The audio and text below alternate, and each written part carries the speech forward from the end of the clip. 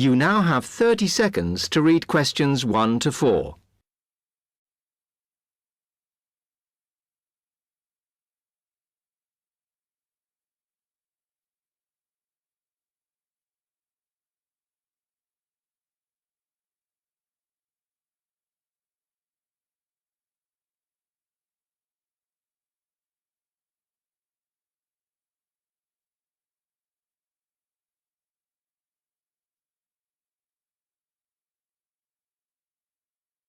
Hi, welcome to Freshers Week. I'm Rachel. Can I help you? Oh, hi.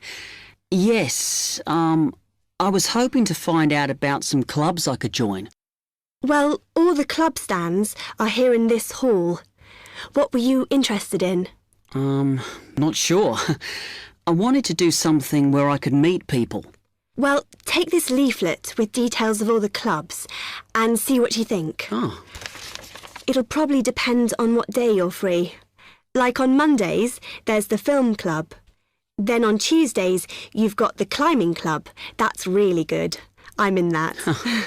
Then on Wednesdays, you've got chess, if you want something a bit more intellectual. But you should look through carefully because all the clubs run extra activities as well as their normal meetings. oh yes, I see. So it looks like the film club has discussions after the films. I'd quite like to go to those. Then climbing. Goodness. It says here that the university has its own climbing wall. That's impressive. And they go on weekend trips. Cool. And it says the chess club normally just does games with whoever turns up, but it also runs competitions sometimes. But I bet you've got to be pretty good to do that. Yes, I think so. And how many people are in the clubs? Are they all really full?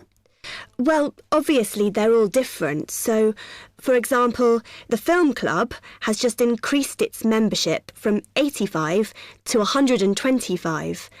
But I think they're hoping to extend it to 150. The climbing club's quite small, 40 people. And the chess club is fairly healthy at 55. Right. Okay. So who do I see if I want to join these clubs? Well, if you go round the stands and speak to the people there, for the film club, that's the events organiser. For climbing, you'll need the club secretary, and the chess club is organised by one of the maths tutors. OK? Yep. I think I'll start with the climbing club. It sounds good.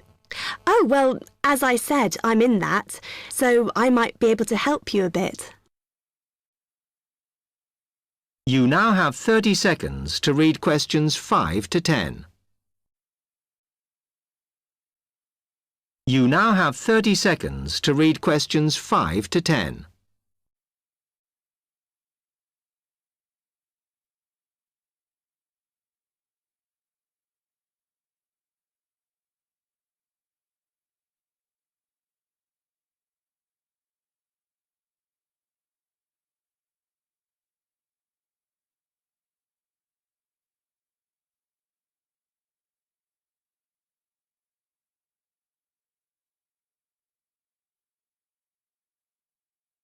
Okay.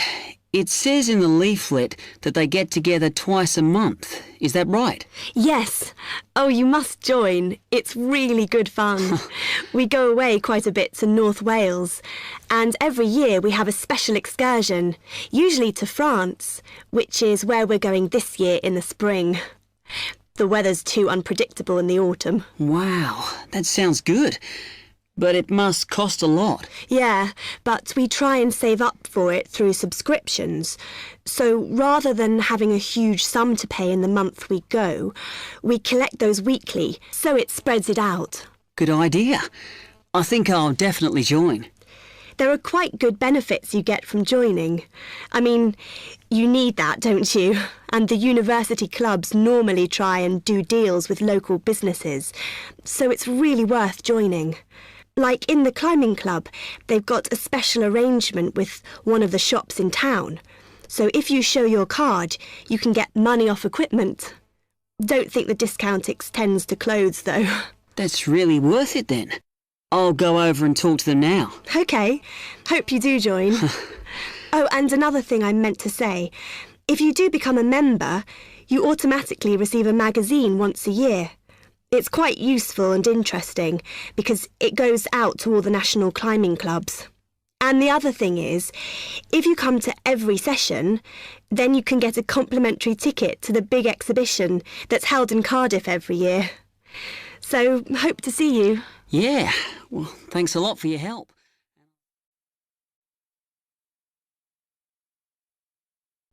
You now have 30 seconds to read questions 11 to 15.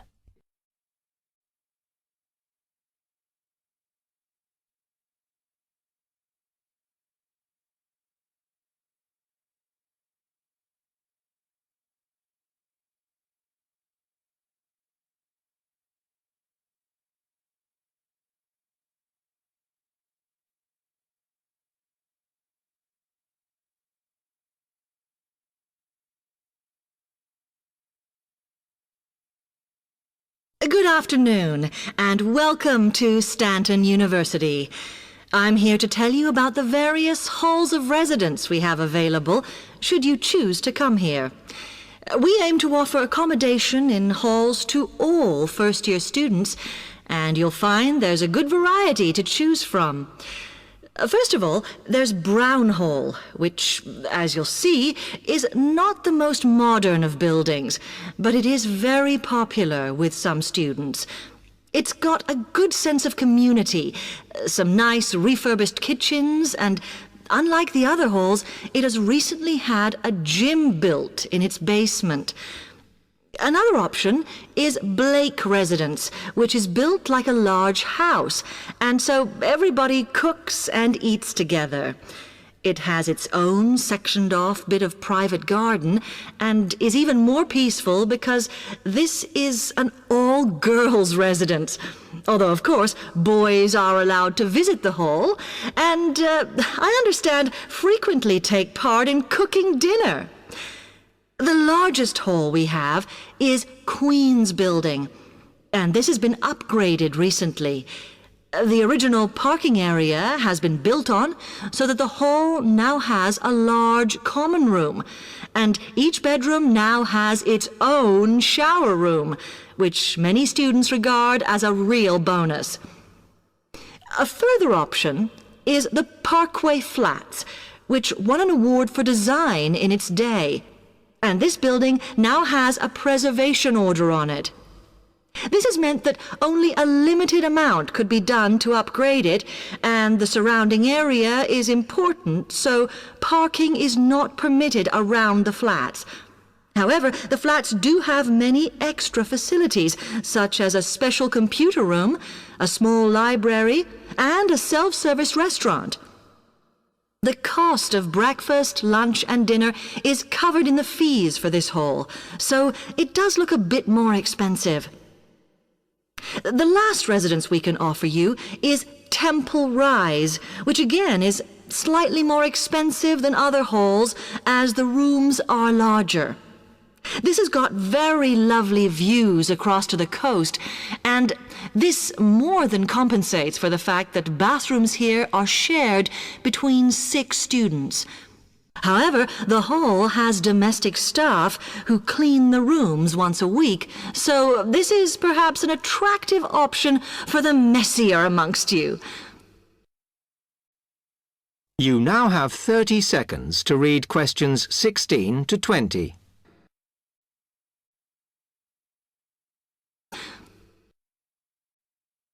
You now have 30 seconds to read questions 16 to 20.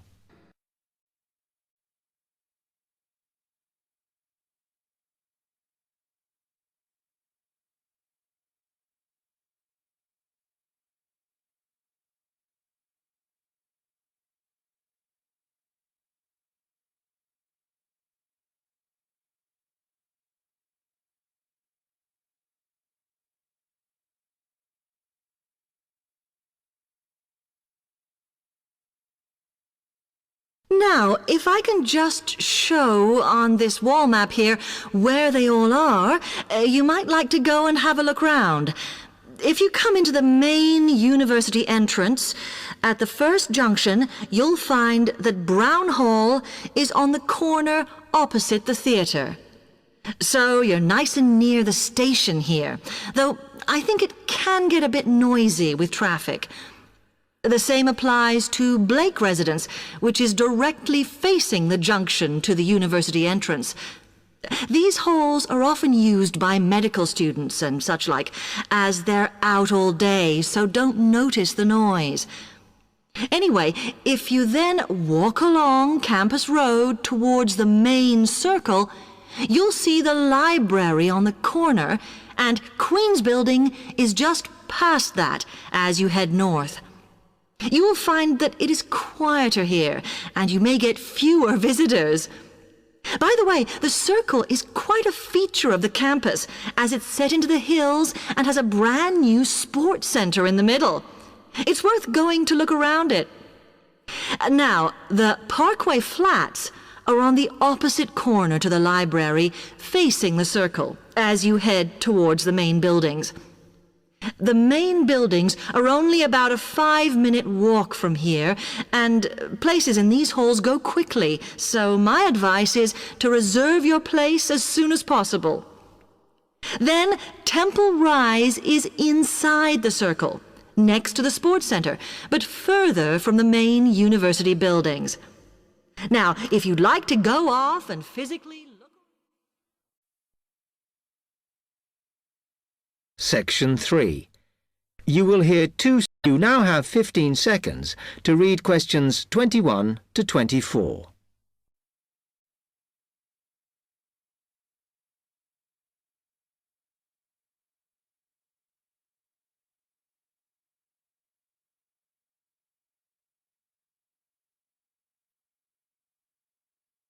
Come on, Marco.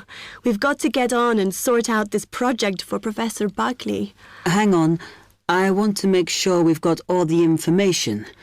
Now, where are we? Well, today we need to sort out exactly what we're going to do and how we're going to divide the work up. Okay. How long have we got, by the way? The end of term is April 6th. And he said to hand it in on week 8, so that's March 25th at the latest, because the beginning of that week is the 21st, so not long. Right. Have you got the notes there? Yes.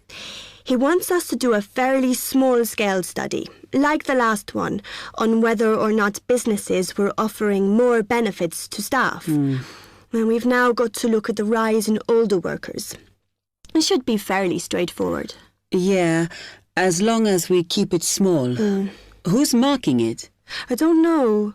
Sometimes he gets the PhD students to mark it for him. Oh, actually, it just says here, a senior lecturer. I suppose it's too much for Professor Barclay to do them all. Yeah. Anyway, how are we going to go about this? Well, we have to decide how big we want it to be and who... Yeah, but I think we must sort out a timetable for the project. Otherwise, nothing will get done. Okay. Do you want to do that? All right. I'll do it as soon as we finish here. You now have 15 seconds to read questions 25 to 20. You now have 15 seconds to read questions 25 to 27.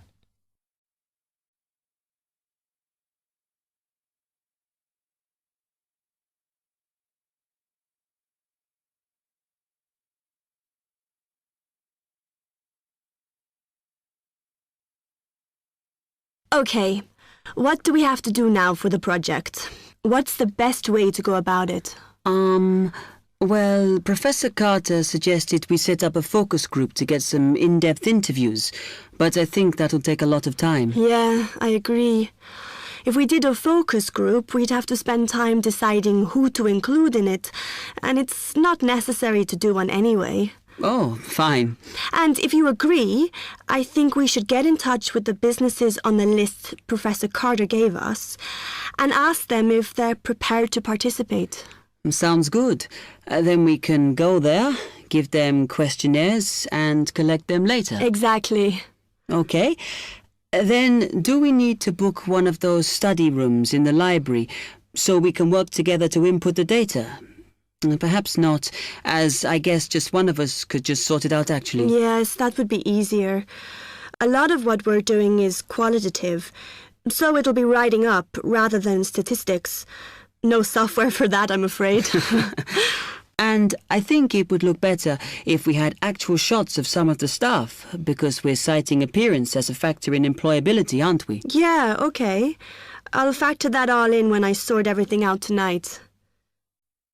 You now have 30 seconds to read questions 28 to 30. You now have 30 seconds to read questions 28 to 30.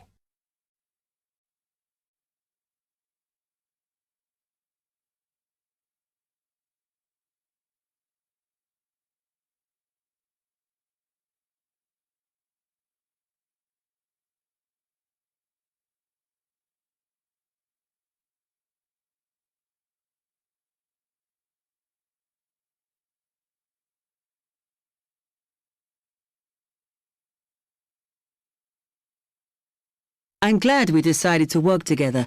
I think it's going to work out well. Yes, well, given that we had to work in pairs on this project, I think we were right to choose each other. We complement each other academically, as we're each good at what the other isn't. In fact, we should have tried working together before. Yes. Now, how shall we split the work? I'll do the analysis, shall I? Oh, okay. It's just that it might be faster, because I'm used to doing it. Although your English is better than mine. I need more practice at reading, really. Okay, I'll do the presentation then, if that's okay with you. Yeah, sure. I don't mind speaking in public, but I hate preparing all the notes for them. The thing is, the tutor said one person should do the whole presentation, and he said he expects me to do it because I haven't done one yet. No, that's fine. Now, let's see. You now have 30 seconds to read questions 31 to 35.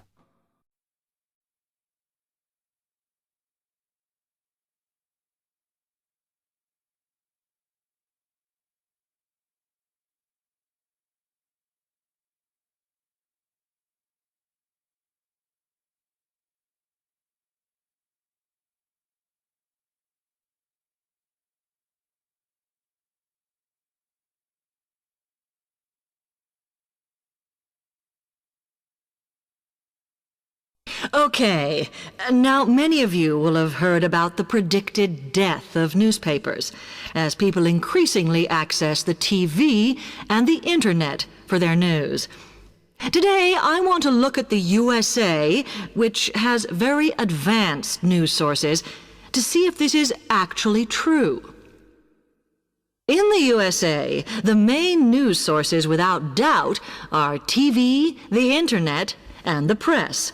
That is, traditional newspapers. And although they are each surviving and growing, they are also changing. Obviously, TV news has been around for a while, and the early evening bulletins, when people get in from work, are very popular. I suppose we traditionally think of the morning newspaper arriving on our doorstep with the daily news. Interestingly, this is not borne out by the statistics, which show that readership in the U.S. is much higher when people have time to relax, when they're not working, especially on Sundays. The internet is also a popular weekend activity, but shows no variation with weekday access. So people are using the different sources in different ways. Interestingly, local radio has been hit less by the grip of quite strong local newspapers than by the internet, which is seen to offer a better regional service. But just because the internet is seen as the new force in news media does not mean it is dominant. Television has, of course, been global for a while.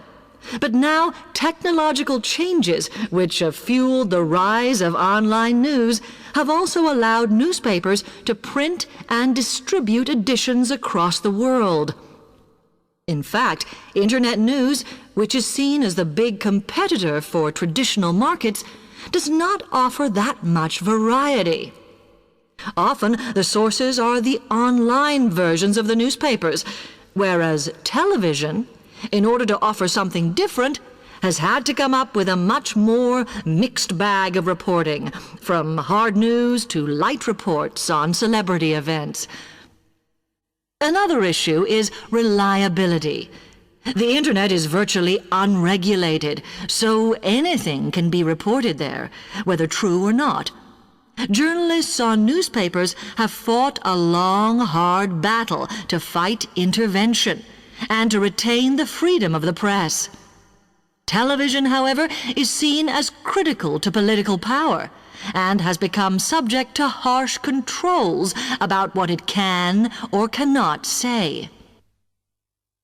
You now have 30 seconds to read questions 36 to 40.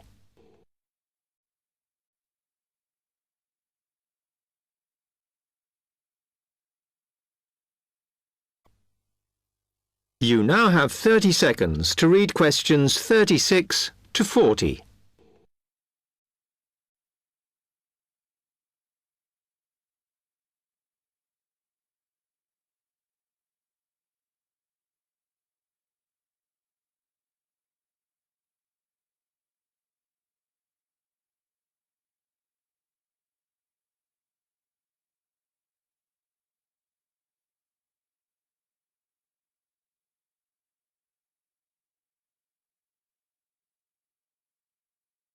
Now, one very critical factor in keeping newspapers alive and well in the USA has been their approach to advertising.